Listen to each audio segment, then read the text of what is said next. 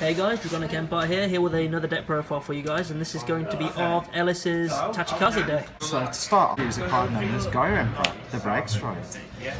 We've got a Break Stride unit. We have a Break Stride unit, and the effect of the Break Stride win is for 1 counter blast, 2 units this turn. When they die, return to the field. Okay, that's cool. Okay.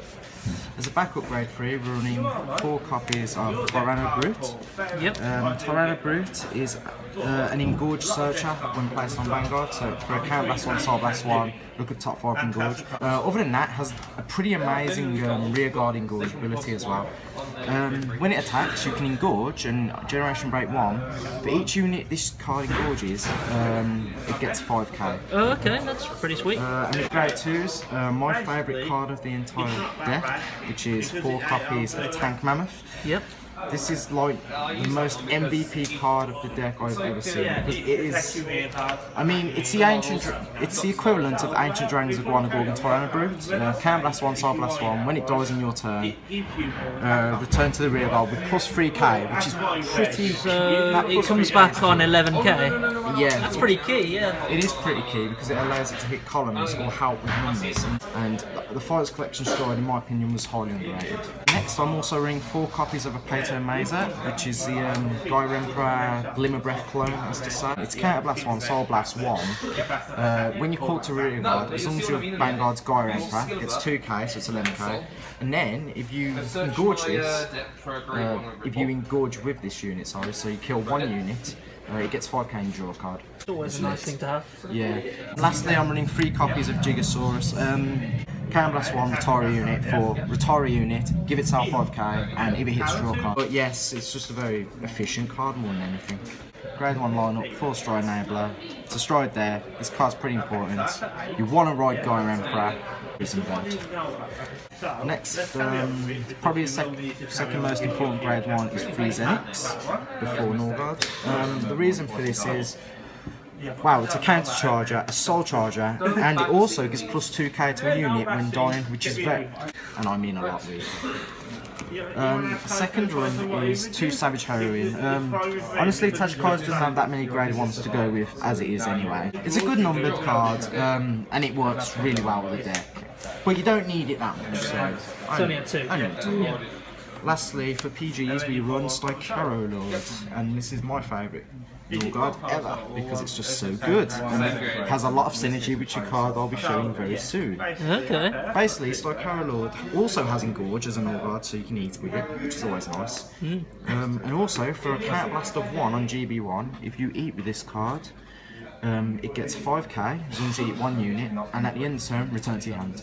So basically, in desperate situations, this card can act as a can either act as a booster, which you then move to the front line after an engorged turn, or you call it to the front line and afterwards you bring it back to hand. Bring it back to your hand and use it as a sentinel. This is a good card. It's good. But another reason Stycaro Lord is so useful is due to our pretty awesome starter known as Baby Kamara.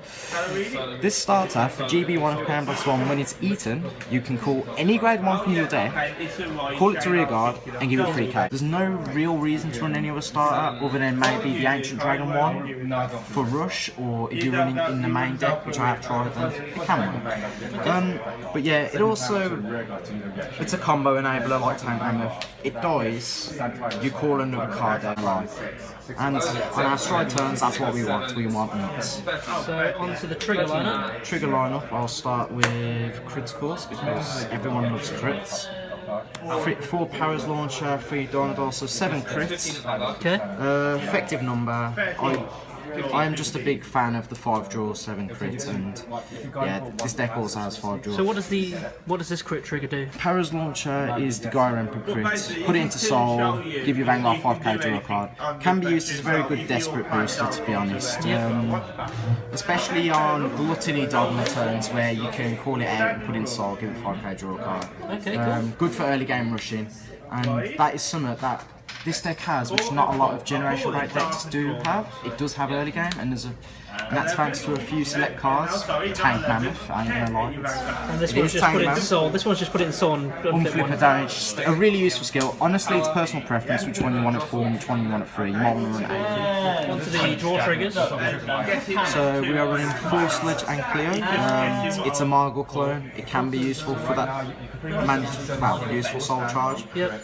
All the free K can make you hit a column. There's literally no reason, not to run this card over a vanilla draw. But we do run one copy of Parry Tribal just to make The vanilla draw trigger. Yeah, and it's also an insect, which is pretty interesting. It's a dinosaur deck with humans, insects, and birds. One thing I'll say about draw triggers is they are very useful because of the cost of our Stride, our Generation Grade 2 Stride. You know, sometimes you have to just call everything to field. You aren't always going to have 3 grade 1s in your back row. Just call triggers. It doesn't matter. Yeah. Just call the triggers. And finally, 4 heal triggers, which is a human, because I haven't got the dinosaur one. And because it's good artwork. So on to your G deck. So let's start off with the G Guardians. First, I'm running 2 copies of Dynamo Palette. It's a very good G Guardian. It's basically what Shadow Paladins wish they had, because it's almost always active.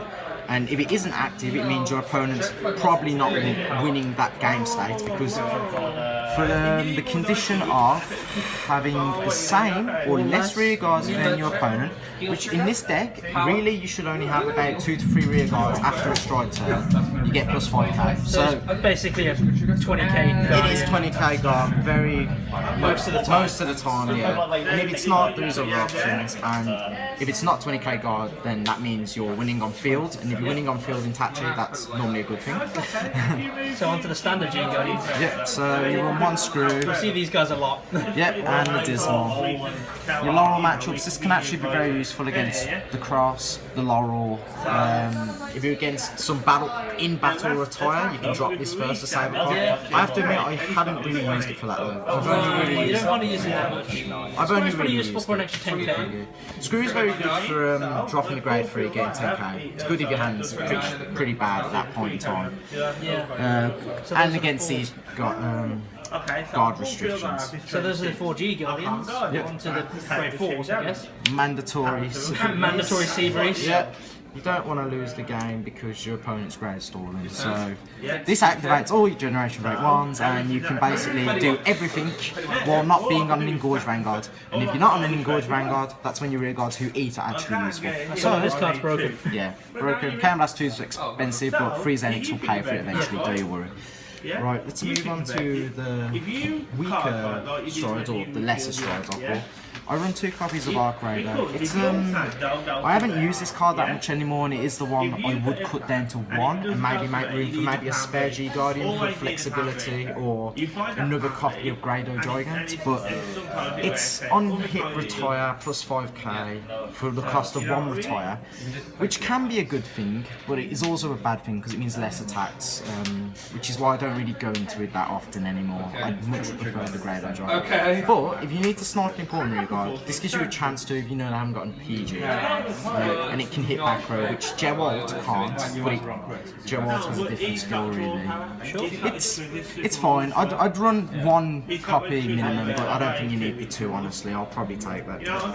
Then we run 2 copies of Destructive Equipment Geralt. This card's a bit more consistent than Arc Raider because it is an engorged 2, so you kill 2 cards. That basically means restand in column or restand your front row.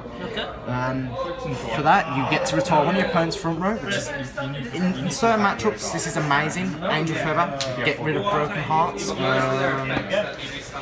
Yep, them sort of things. I mean, that's probably the most prominent one in the meta right now. You want to kill Broken Hearts, you go into Geralt. It's guaranteed kill. And you get plus 3k, but I don't really care about that. Right. I mean, if you kill a Freeze Nix, you give you Vanguard 2k, that's 31, but it's really just for the retire. And being able to kill 2 units should really stand the column. It's just really useful. Just run 2 for the control matchups, really. Next, to my favourite card of the deck, well, other than the main stride, Grado Gigant, who I'd probably put up to 3, maybe. Yeah, you might cut that other one. Arc Raider for 1, yeah. It's a brilliant card. It's Engorge, and this card's good because Tachikaze's issue before was If the opponent had no field, both Arc Raider and Jewel were vanilla cards because there was nothing to retire. Okay. However, Grado Gigant affects your hand, not the opponent's field, which is amazing. And not only that, it's basically engorge. For each unit you kill, you get 5k. If you kill 3 units, you draw a card. So, as you can imagine, with engorge 3, you can kill a tank mammoth and your 2 Gyro Emperors, and that calls back 11k and a 16k, maybe a higher column. And it's like, oh wow. And your opponent's also facing a 41k Vanguard who just drawed you a card, and if you kill Kamara, you can search your deck for a good card. Yeah, it's just, there's a lot of deck for Nina Tachikaze as long as Kamara survives, but it's a really efficient card. This is one of my favourite cards and it won me a few games. One game I played against Danger Forever, I run out of dogmas. This was the finisher. It's a backup finisher and a great first strike. Really flexible. Thank you Bushiro for this game. Really helps. Next is the 1 copy of Destruction Tyrant Twin Tempest. Probably the most underused card ever because Generation Break 2 restricted, Counter Blast 2, Soul Blast 2 and retire 3 rear guards. It's quite a cost to retire all rear guards.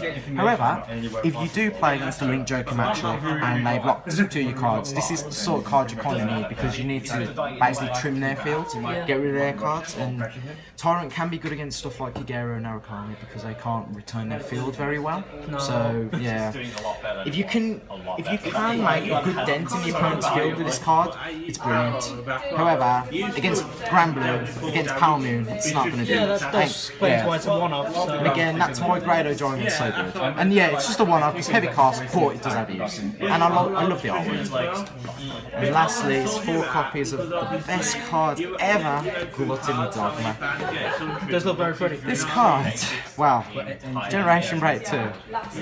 If you engorge 3 units, you can Persona Flip to give it 10k, and it also gains a skill. If you engorge 5 units, you restand it with -1 drive check. So, yeah, this card attacks for 36k twice. With 3 drive checks first, 2 drive checks second. But obviously, this is Tachikaze. When you kill your cards, they come back. So what does that mean for your opponent? It means they get wrecked.